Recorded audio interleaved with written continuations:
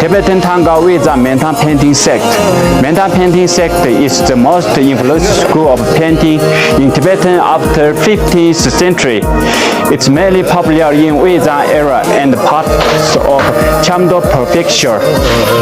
The founder of the painting sect is Mian. He was born in Mentang in Longze, hence the name of the painting school. The studies of the Mentang painting sect are refined and praise complete with traditional techniques of the expression. It pays special attention to the use of the light, which are neat and smooth, with lively and bright colors, rich changes. The finger is posed by appearance and the skin are extremely perfect. The finger have long neck and the configuration of the highly harmonized color and the hues is very promote. The picture is fully dyed and the color is fine and smooth, soft and magnified due to the promote stone sign and stone green color. The painting of this chine and very beautiful form are distinct.